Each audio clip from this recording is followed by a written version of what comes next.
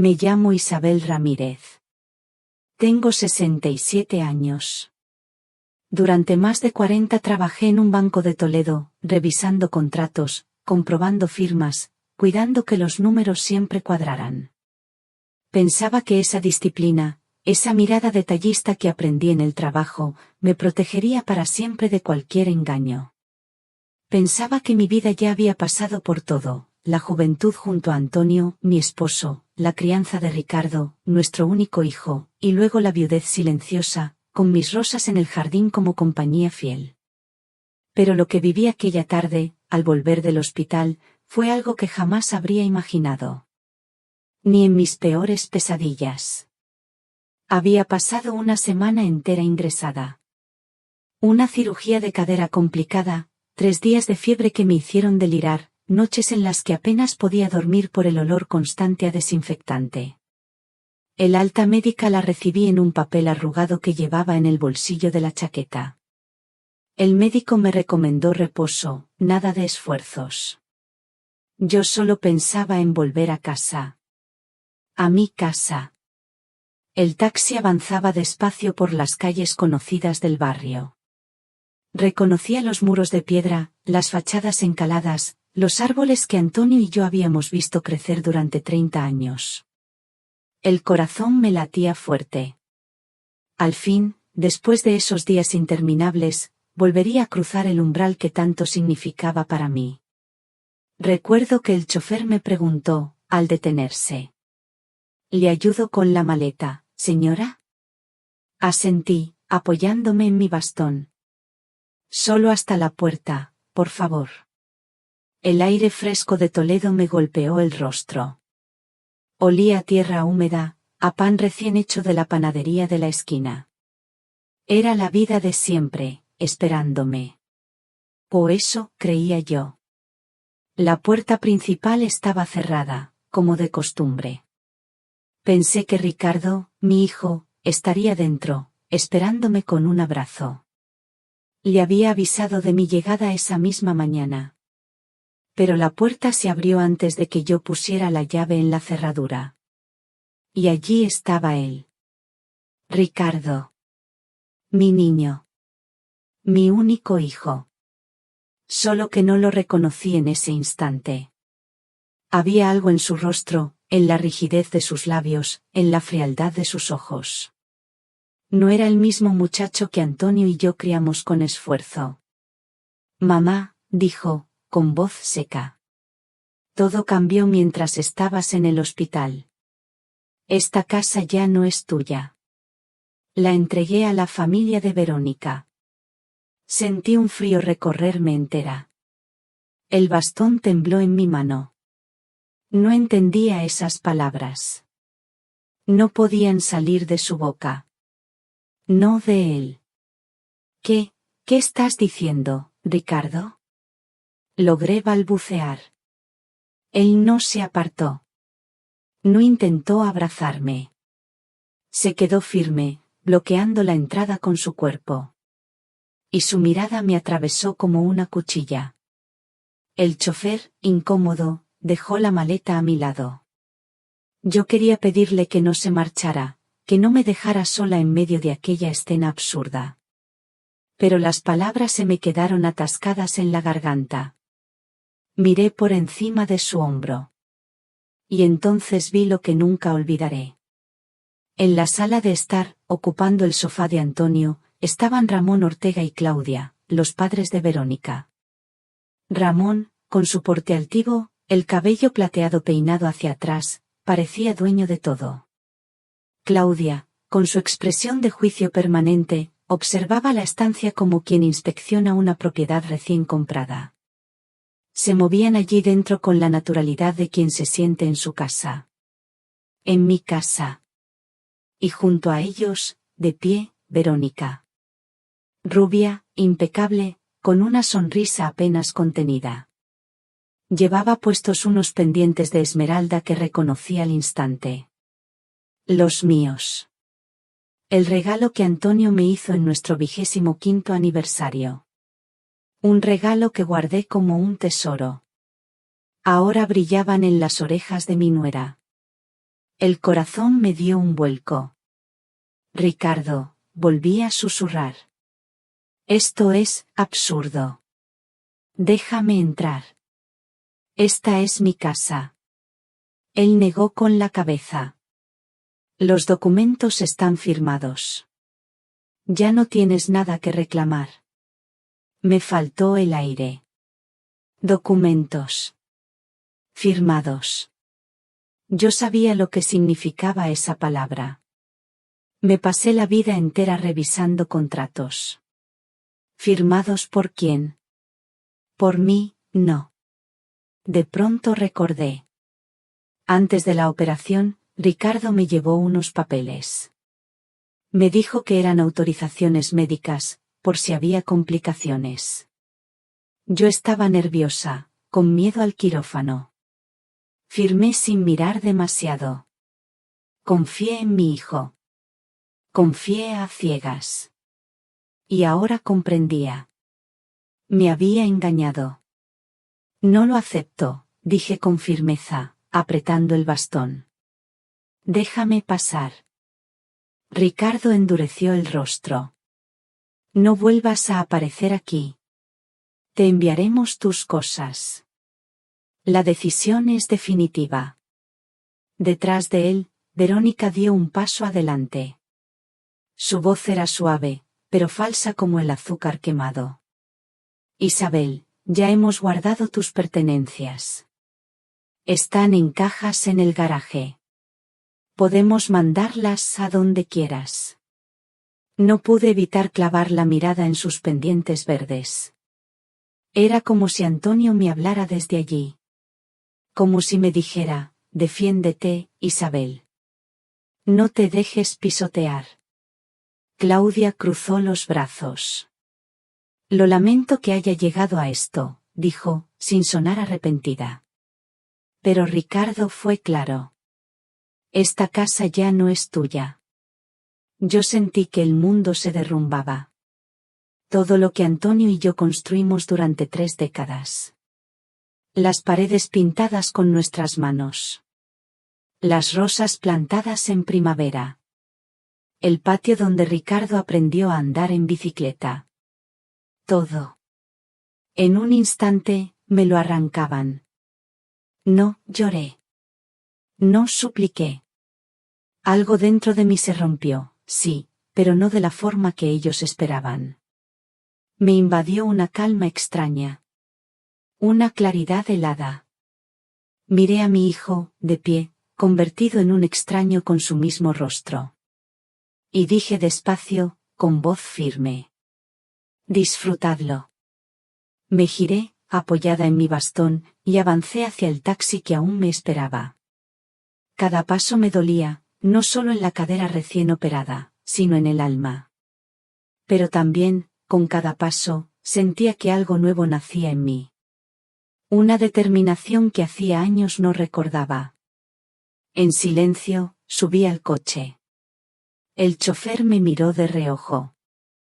Yo solo pude susurrar. Al centro, por favor. Mientras el taxi arrancaba, no miré atrás. No quería ver más. Ya tendría tiempo para las lágrimas. Ahora, lo único que me quedaba era pensar. Y decidir qué hacer. Porque esa traición no iba a quedar sin respuesta. Hay momentos que una desearía poder borrar. Momentos en los que un gesto de confianza se convierte en la raíz de toda desgracia. Y, sin embargo, son esos instantes los que regresan una y otra vez, como un eco que no me deja dormir. Recuerdo claramente el día en que Ricardo me llevó aquellos papeles. Era una mañana fría de finales de invierno. El aire olía a leña quemada en las chimeneas de los vecinos. Yo estaba nerviosa. La cirugía de cadera se acercaba y mi cuerpo ya no respondía como antes. Me dolía subir las escaleras, me dolía agacharme a recoger las macetas del patio. Antonio, de haber estado vivo, me habría tomado de la mano, asegurándome que todo saldría bien. Pero Antonio ya no estaba. y solo quedaba Ricardo. Él apareció con una carpeta azul bajo el brazo. Mamá, necesitamos firmar unos documentos, me dijo, con voz tranquila. Son para el hospital. Ya sabes, autorizaciones médicas, por si hay complicaciones. Lo miré, cansada. Había pasado la noche en vela pensando en la operación, en el quirófano, en los médicos. Él lo sabía. Y aprovechó ese momento. Abrí la carpeta. Las hojas estaban llenas de párrafos en letra pequeña, de términos legales que, en otro tiempo, yo habría leído con atención. Pasé casi 40 años revisando contratos bancarios, buscando errores, protegiendo a los clientes. Pero ese día no tuve fuerzas. ¿Dónde firmo? Pregunté, confiando en mi hijo. Ricardo me señaló la última página. Aquí, mamá. No te preocupes, es pura formalidad. Y yo firmé. Firmé sin leer. Firmé con la fe ciega de una madre que piensa que su hijo jamás podría traicionarla. Ahora, al recordarlo, me arde el pecho. ¿Cómo no lo vi? ¿Cómo no sospeché? Esa carpeta no era solo un papel de hospital. Era la llave con la que abrí mi propia jaula. El poder notarial que después me dejaría sin casa, sin ahorros, sin nada.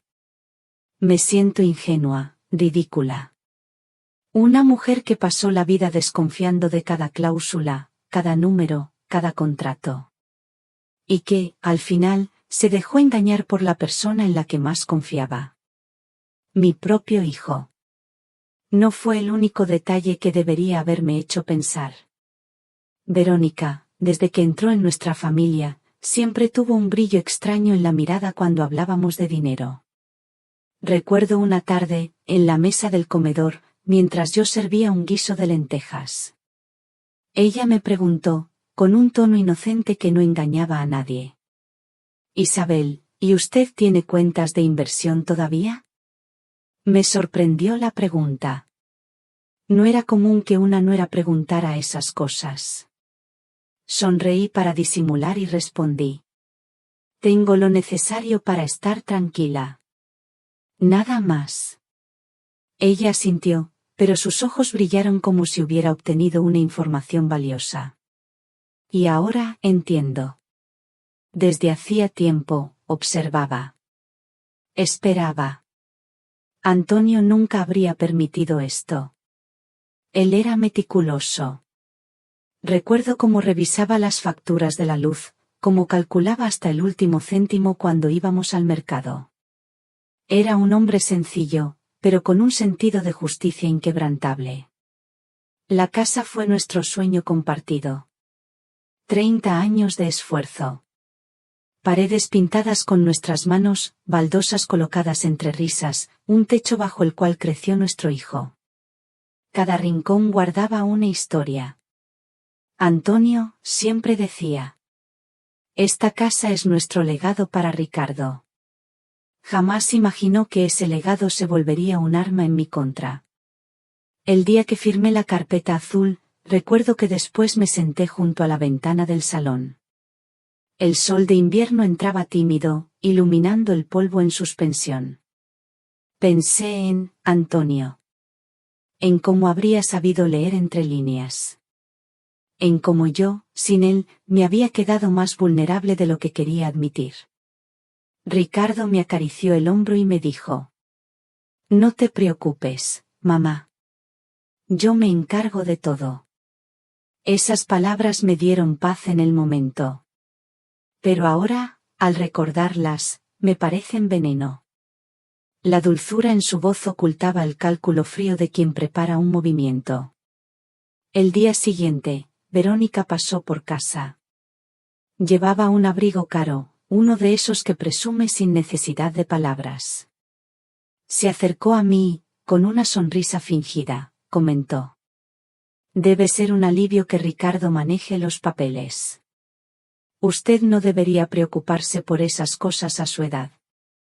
Usted no debería preocuparse. Esa frase me retumba aún en la cabeza. Era como decirme que ya no tenía voz, que ya no tenía control. Una anciana a la que podían manejar a su antojo. Sonreí para evitar un conflicto. Pero por dentro, algo se quebró. La vi con mis propios ojos. Una mujer joven, ambiciosa, acostumbrada a obtener lo que quería. Y mi hijo, atrapado en su órbita. A veces pienso que el verdadero error no fue firmar esos papeles. El verdadero error fue confiar ciegamente. Confundir amor con seguridad. Creer que la sangre era garantía de lealtad. Si hubiera leído. Si hubiera hecho preguntas. Si hubiera escuchado las señales en las palabras de Verónica. Quizá todo habría sido distinto. Pero no lo hice. Y ahora vivo con esa culpa. Con el peso de haber sido yo misma quien entregó las llaves de mi destino. Hoy, mientras me siento a recordar, veo las cosas con claridad. Antonio solía decir: la confianza es como un cristal. Una vez roto, nunca vuelve a ser el mismo. Tenía razón. Ese cristal se rompió el día que mi hijo me miró a los ojos y me dijo que la casa ya no era mía. Y la primera grieta había empezado mucho antes, en aquella mañana fría en que firmé sin leer. Esa fue mi ingenuidad. Mi ceguera. Mi error imperdonable.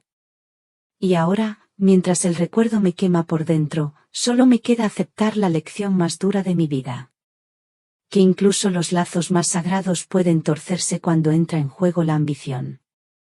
El vestíbulo olía a café recalentado y a polvo viejo. La recepcionista me entregó una llave sin mirarme demasiado, acostumbrada quizás a los que llegan con una maleta pequeña y una mirada perdida. La habitación era estrecha, con una cama de colchón hundido y cortinas que no lograban ocultar el ruido de la calle. Me senté en el borde, con el bastón apoyado junto a la pared. Sentí un vacío inmenso.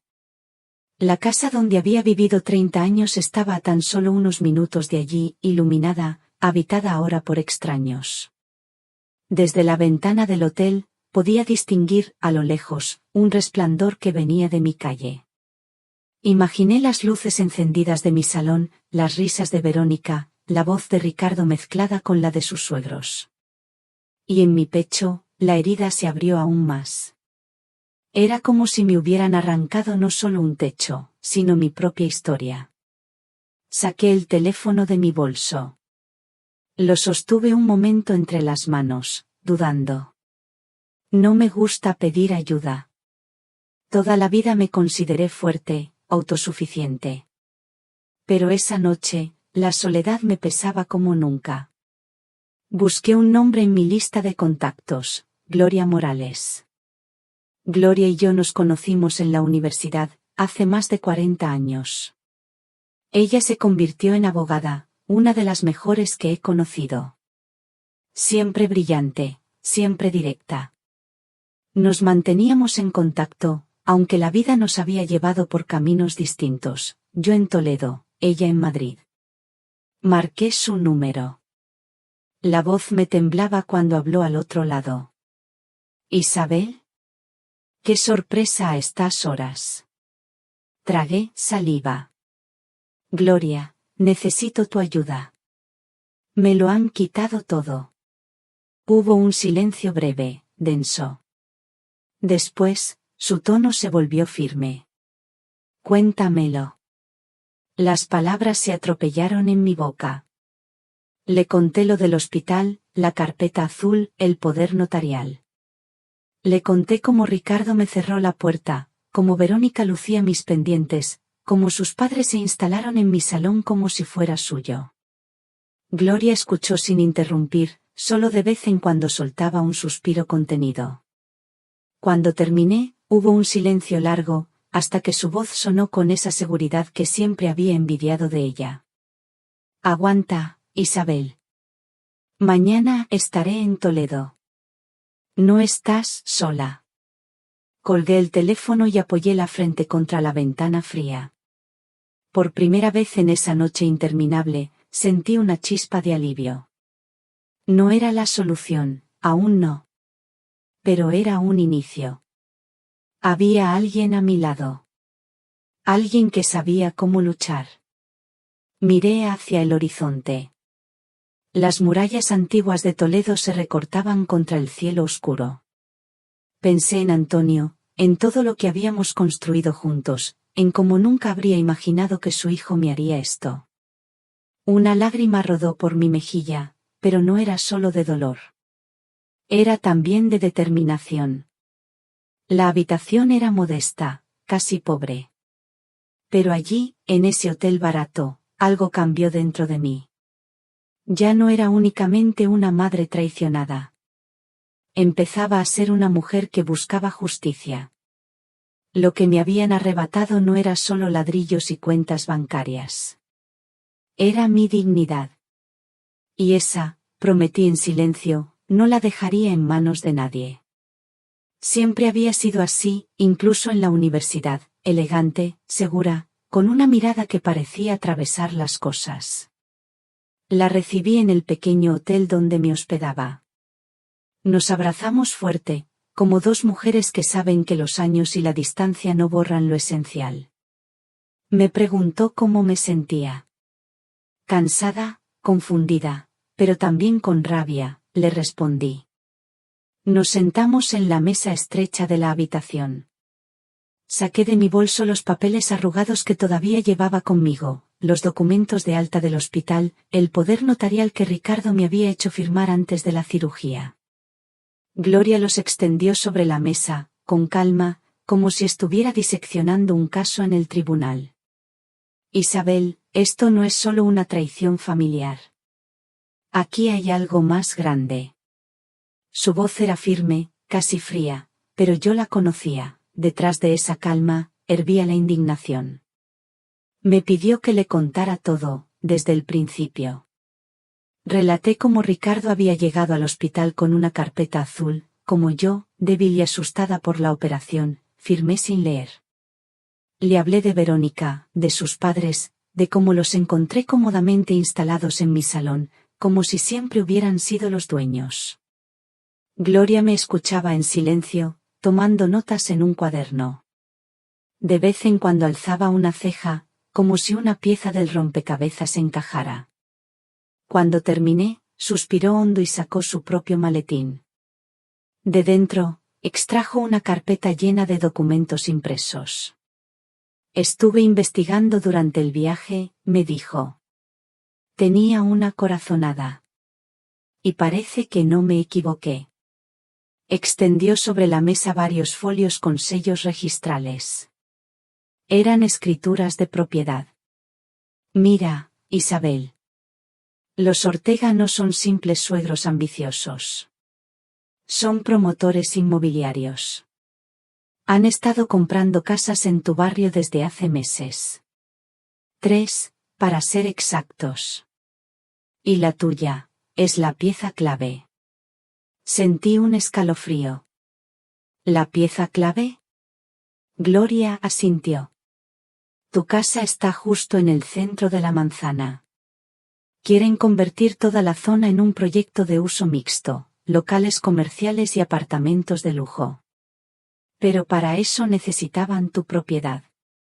Sin ella, el plan no se sostiene. Me quedé mirando los papeles. El eco de las palabras de Ricardo volvió a mi mente, esta casa ya no es tuya.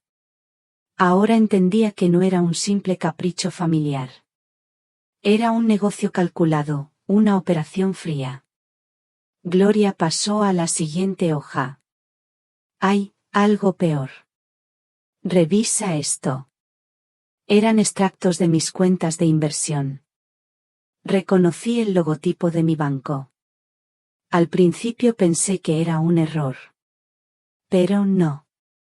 Allí estaban, perfectamente señaladas, 5 transferencias hechas durante mi hospitalización. Sumaban más de 200.000 euros. Esto no puede ser, murmuré con un hilo de voz. Yo no autoricé nada. No, pero con el poder notarial sí podían, explicó Gloria. Y lo aprovecharon. Me llevé las manos a la cara. De pronto, la fiebre, la debilidad de esos días en la UCI, todo cobró otro sentido.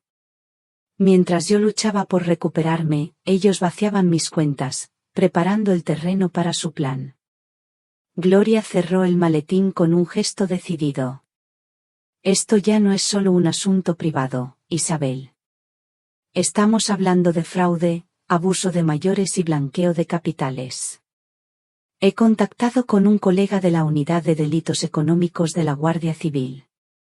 Si presentamos pruebas suficientes, abrirán una investigación. La miré, con una mezcla de miedo y alivio. ¿Crees que Ricardo sabía todo esto? ¿Que era consciente del plan? Gloria me sostuvo la mirada. No tengo la certeza. Pero lo suficiente sabía, Isabel. Lo suficiente como para cerrarte la puerta de tu propia casa. Sentí un nudo en la garganta. Mi hijo. Mi único hijo. No podía dejar de recordar al niño que corría por esas mismas habitaciones, al adolescente que discutía conmigo por volver tarde, al hombre al que ayudé a pagar la universidad. Ahora, ese mismo hijo había firmado papeles que me dejaban en la calle. No voy a perdonarlo tan fácilmente, susurré. Gloria me puso una mano en el brazo. No tienes que perdonar ahora. Lo que tienes que hacer es defenderte. Y yo estaré contigo.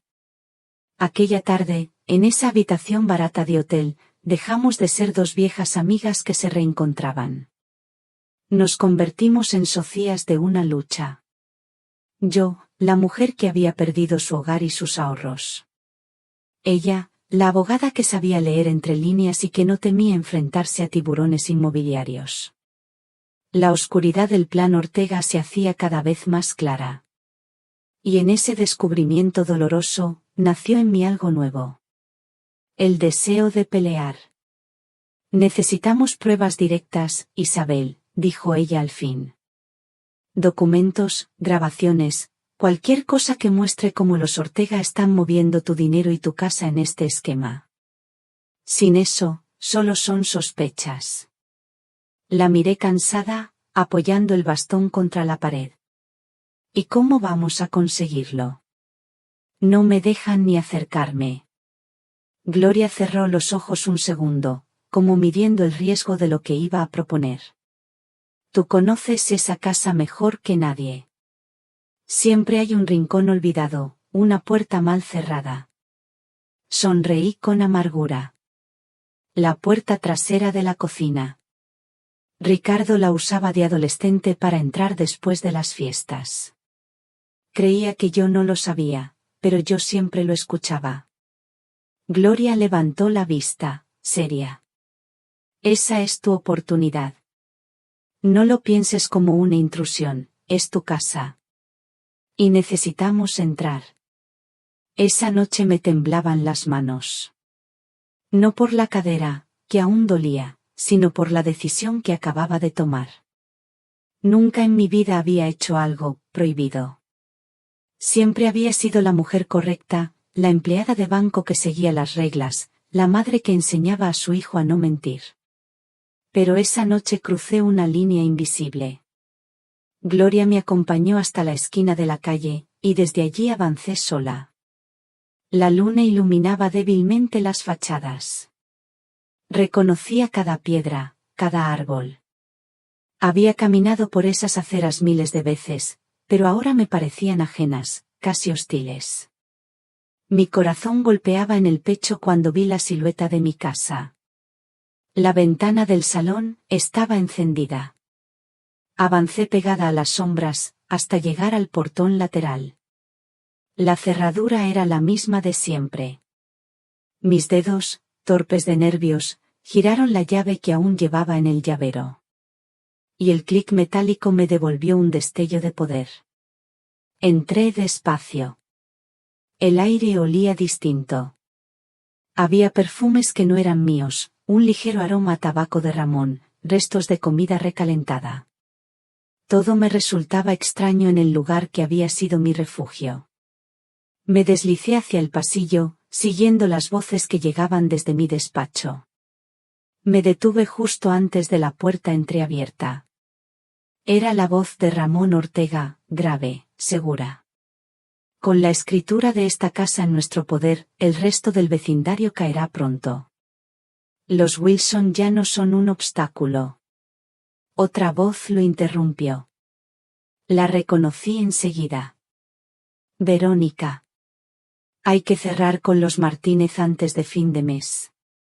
Y después, los López. Ya hablé con la notaría. Si todo va bien, en 6 meses todo el bloque será nuestro. Mi cuerpo entero se estremeció.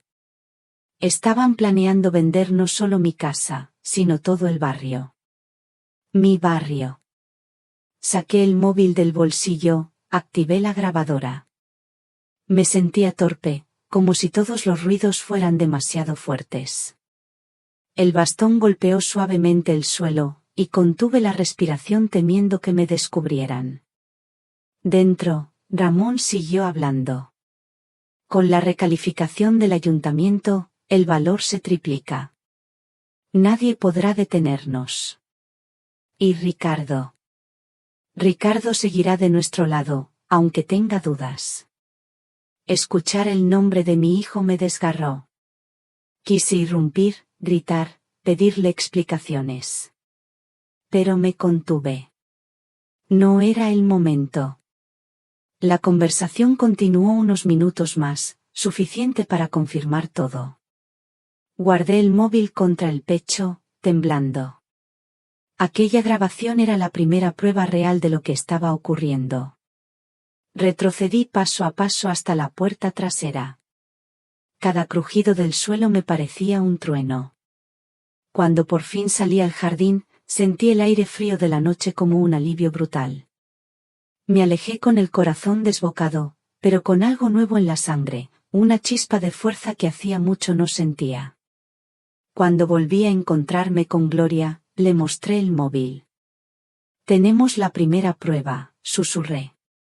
Ella me abrazó, fuerte. Bienvenida a la lucha, Isabel.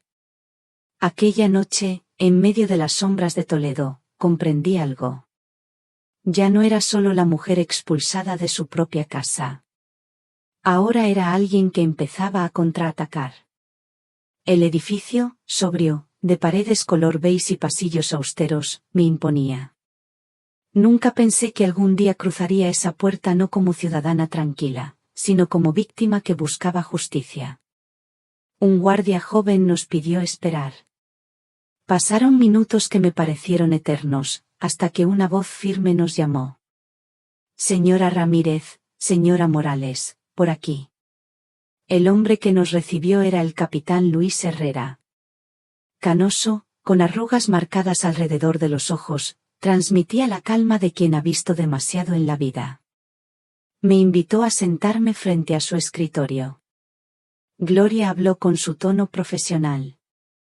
Capitán, tenemos pruebas de una trama inmobiliaria que afecta no solo a mi amiga, sino a todo un barrio. Saqué el móvil con las manos temblorosas. Reproduje la grabación.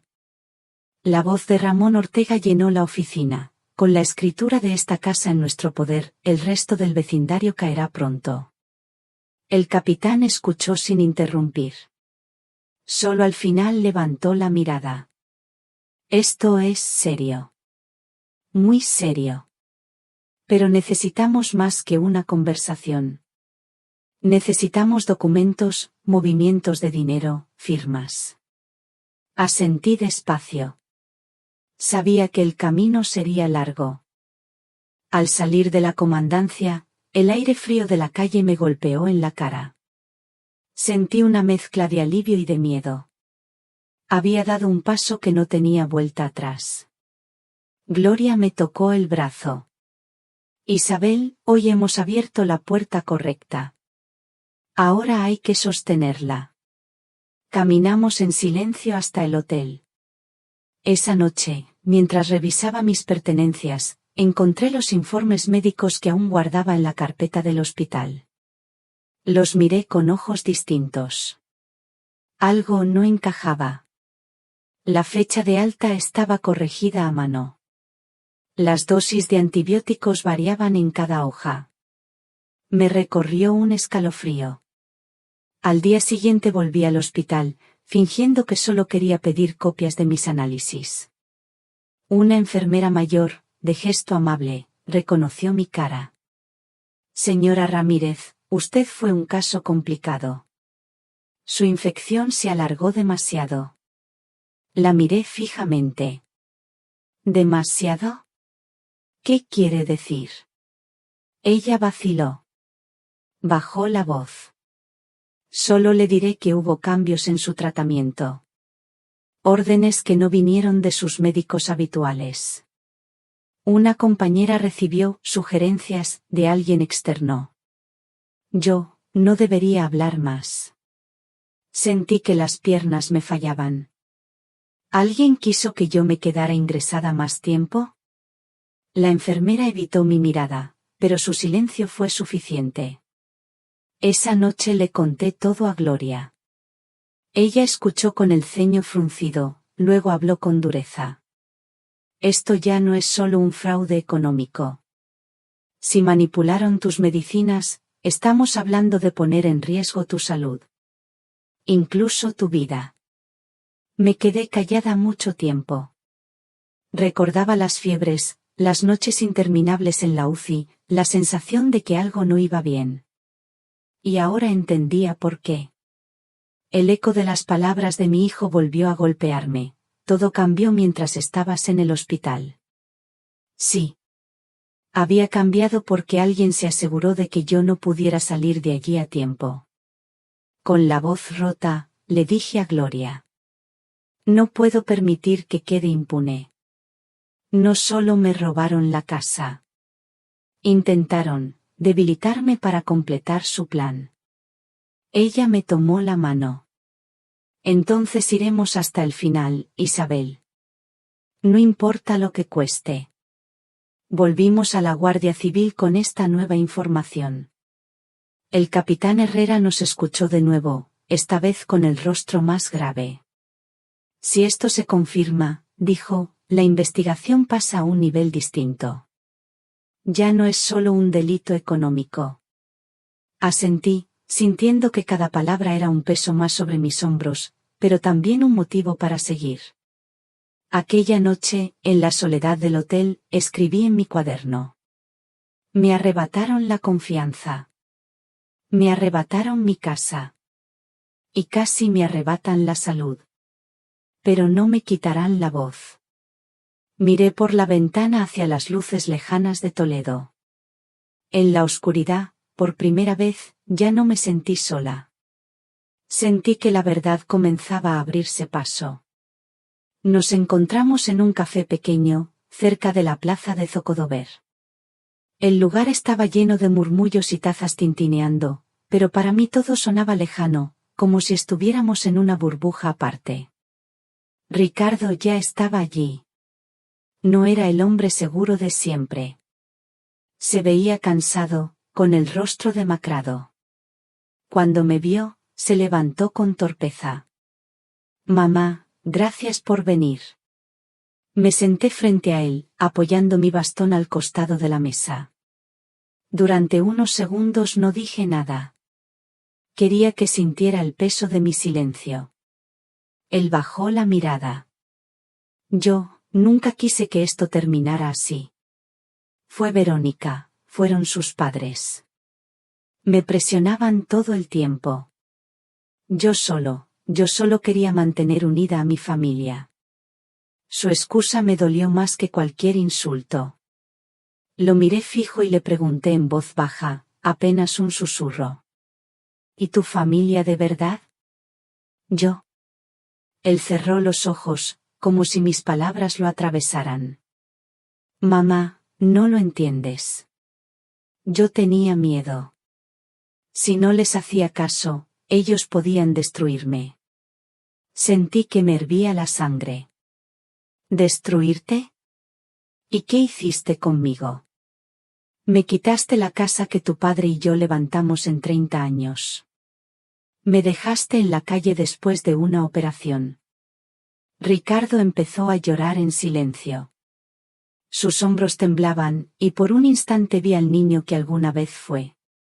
Pero ya no era un niño. Era un hombre que había elegido traicionar. Se inclinó hacia mí. Hay algo más. Necesito confesártelo. Mi corazón se detuvo por un segundo. Él respiró hondo y dijo: firmé documentos adicionales. De un seguro de vida a tu nombre. Verónica y Ramón me convencieron de que era, por seguridad. Yo firmé. El aire del café se volvió pesado, irrespirable. Comprendí en ese momento que mi sospecha era cierta. No se trataba solo de robarme lo material. Habían puesto precio a mi vida. Lo miré con lágrimas contenidas, pero mi voz salió firme. ¿Entiendes lo que me estás diciendo? ¿Entiendes que con esa firma me convertiste en un blanco? Ricardo se cubrió la cara con las manos. Lo sé, mamá. Lo sé. Y me odio por eso. Por un momento pensé en Antonio, en cómo habría reaccionado al ver a su hijo reducido a ese estado. Una mezcla de lástima y rabia me recorrió el cuerpo. Le dije despacio, palabra por palabra. No eres una víctima, Ricardo. Eres cómplice. Quizás asustado, quizás débil, pero cómplice al fin. Él levantó la vista con los ojos enrojecidos. Dame una oportunidad, mamá. Ayúdame a salir de esto. Mi corazón se desgarraba, pero ya no podía mentirme. El hijo que crié estaba allí, sí. Pero también estaba el hombre que firmó papeles que podían costarme la vida. Me levanté con dificultad, tomando mi bastón. Si quieres redimirte, Ricardo, no me lo digas a mí. Díselo a la justicia. Él trató de tocar mi mano, pero la retiré. Lo dejé allí, con su café frío y su mirada perdida, mientras afuera las campanas de la catedral marcaban la hora. Esa noche, de regreso al hotel, escribí en mi cuaderno. Hoy miré a mi hijo a los ojos. Vi su debilidad, su miedo, y también su traición. No sé si algún día podré perdonarlo. Pero si sé algo, no dejaré que su cobardía acabe con mi vida. Nunca pensé que a mi edad acabaría entrando en una oficina policial como testigo de un caso de blanqueo de capitales. Pero allí estaba yo, al lado de Gloria, en un despacho de la Guardia Civil en Madrid. El aire olía a café fuerte y a papeles viejos. Los agentes hablaban rápido, con esa seguridad que solo da la costumbre de desarmar estafas. El capitán Herrera me saludó con un gesto breve. Señora Ramírez, gracias por venir. Hoy damos un paso importante. Sentí un escalofrío en la espalda. No de miedo, sino de expectativa. Por primera vez desde que todo empezó, tenía la sensación de que el terreno bajo mis pies no se hundía, sino que empezaba a sostenerme. La operación comenzó temprano. La Unidad de Delitos Económicos, junto con el SEPLAC, había preparado un registro en las oficinas de los Ortega, en pleno centro de Madrid. Yo lo viví todo desde una sala contigua, detrás de un cristal. Aún así, podía escuchar los pasos firmes, las órdenes cortas, el sonido metálico de archivadores que se abrían a la fuerza. Gloria me murmuró al oído.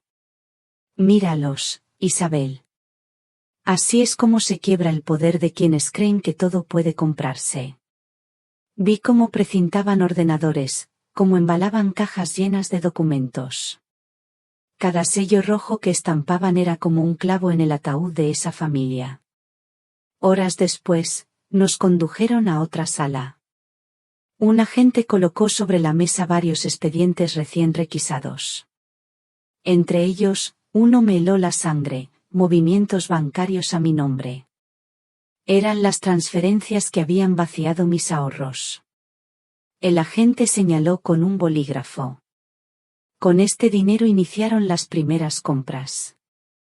Su capital fue la base de toda la operación. Cerré los ojos un instante. No eran solo euros. Era mi vida, mi trabajo, las horas extras en el banco, los sacrificios junto a Antonio. Todo reducido a una simple columna de números en una hoja.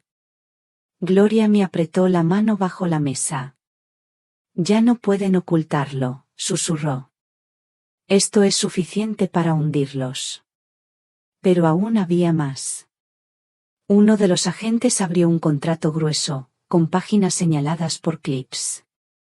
Aquí está el corazón del proyecto, explicó. Lo leí despacio, cada palabra como un puñal: urbanización de lujo. Complejo residencial con centro comercial y aparcamiento subterráneo. Al final, un croquis marcaba en rojo mi calle, mi barrio entero. Y en el centro del plano, resaltada como pieza clave de entrada, estaba mi casa. Sentí que el suelo se movía bajo mis pies. No era solo un robo. No era solo un fraude. Habían convertido mi vida, mi hogar, en la piedra angular de un proyecto millonario. Gloria cerró la carpeta con un golpe seco. Ya basta. Con esto, Isabel, no hay marcha atrás para ellos. De regreso al hotel, miré por la ventana hacia las luces de Madrid. El miedo seguía allí, sí. Pero también un fuego nuevo. Yo ya no era la mujer que salió del hospital con un bastón y una maleta. Ahora era una testigo, una pieza incómoda en su tablero. Y estaba decidida a seguir hasta el final. El Palacio de Justicia de Madrid siempre me había parecido un edificio lejano, ajeno a mi vida. Lo había visto en las noticias, en reportajes, como escenario de juicios históricos. Nunca pensé que un día me sentaría allí, frente a los jueces, con mi propia vida extendida sobre una mesa en forma de pruebas y expedientes. Entré apoyándome en mi bastón, con el corazón golpeando fuerte en el pecho. El aire olía a madera encerada, a papeles viejos y a café frío. Gloria caminaba a mi lado, serena, con esa firmeza que siempre me transmitía. En la sala ya estaban todos. Ramón Ortega, erguido, con la misma arrogancia de siempre. Claudia, con el gesto de superioridad que nunca abandonó. Verónica, impecable como si la moda pudiera esconder la podredumbre. Y Ricardo, mi hijo. Cabizbajo, con el rostro cansado, un hombre roto que apenas levantaba los ojos. Me senté frente a ellos. La distancia era corta, pero me pareció un abismo. El fiscal abrió el caso con voz clara y pausada. Hoy se juzga una trama de estafa inmobiliaria, blanqueo de capitales y abuso a mayores. Los acusados Ramón Ortega, Claudia Ortega y Verónica Ortega diseñaron un plan para apropiarse de las propiedades del barrio de Santa Leocadia, utilizando engaños, falsificación de documentos y manipulación financiera. Yo escuchaba y cada palabra se clavaba en mí. No eran frases abstractas. Eran los hechos que habían destrozado mi casa, mi vida, mis recuerdos. Cuando mencionaron mi nombre, Isabel Ramírez, viuda de Antonio Wilson, sentí un nudo en la garganta. Era como si todo el dolor de esos meses se resumiera en una frase oficial. El momento más tenso llegó cuando Verónica pidió declarar. Con su voz dulce, ensayada, se dirigió a los jueces. Señoría, esta señora sufre problemas de memoria tras su operación de cadera. Firmó los documentos voluntariamente, aunque ahora no lo recuerde. Sentí un frío helado recorriéndome. Era un golpe bajo, pero esperado. Me agarré fuerte al bastón, dispuesta a resistir. El fiscal reaccionó de inmediato. Mostró en la pantalla copias de mis expedientes médicos manipulados, las firmas digitales falsas, los mensajes de Verónica a sus padres planeando el fraude. Cada prueba era un golpe contra ella. La acusada no solo miente, dijo el fiscal. También intentó prolongar la hospitalización de la víctima mediante la manipulación de su tratamiento. El murmullo en la sala fue inmediato. Verónica bajó la mirada por primera vez. Su máscara empezaba a resquebrajarse. Cuando llegó el turno de Ricardo, todo en mí tembló. Se levantó despacio, la voz apagada pero firme. Reconozco mi participación. Firmé documentos que nunca debí firmar. Dejé que me manipularan. Pero también he colaborado con la investigación, entregando pruebas y confesando lo que sabía. Acepto la condena que me corresponde. Sus palabras me atravesaron como un cuchillo. Era mi hijo, el mismo al que llevé de la mano el primer día de escuela, el mismo al que su padre enseñó a montar en bicicleta en la plaza.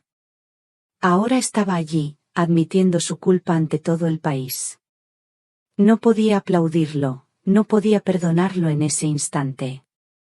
Pero al menos, lo vi dar un paso hacia la verdad.